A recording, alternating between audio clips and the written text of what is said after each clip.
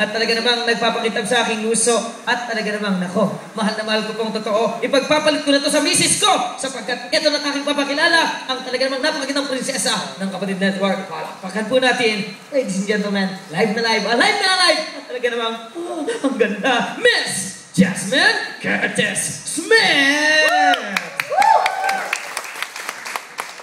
Wow, mahal ko. Talagang kung nasaan ako, nandun ka eh. Oo naman, para lang sa'yo.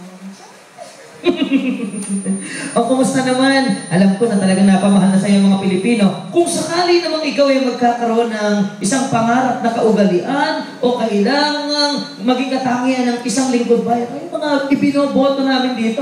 Ano ba dapat yan para magampanan nila yung mga tungkulin nila?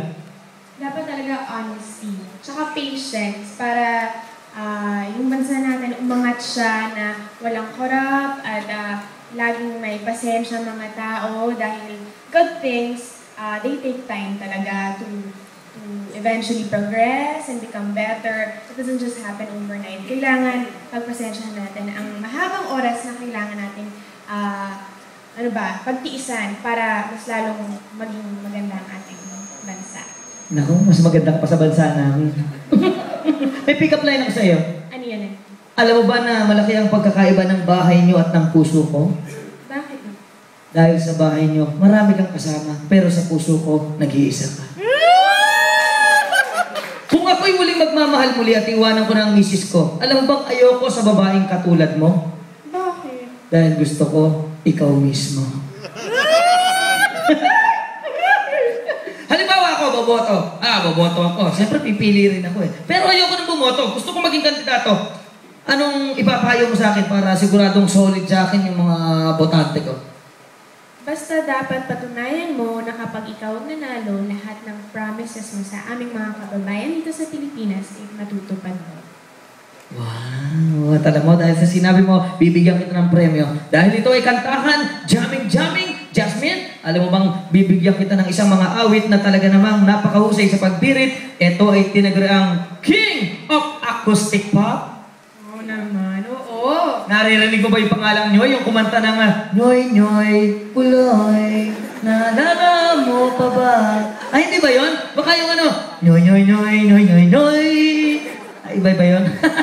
O, ano pang hinihintay natin? Bakit hindi pa natin tawagin ang talaga namang super guwaping at napakagaling pagdating sa singing? Ladies and gentlemen, eto na po, sa lahat ng mga awit, eto na, ang pinaka-importante, ang galing talaga. Eto na po, Mr. Nyoy Volante! Hi, Nyoy! Ikaw talaga gusto ko, hindi naman si Jasmine eh. Jas, eto na. Jas, ano kakanta mo kay Jas? Jas once? Okay, napatawa mo ako tayo. O siya, ikaw naman.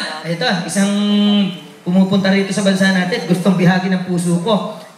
Nangangarap din pala ng matitinong mga lingkod bayan. Ikaw naman, ano bang inaasahan mo sa mga kandidato natin kung sakaling sila ang manalo? Dahil ngayon, eleksyon.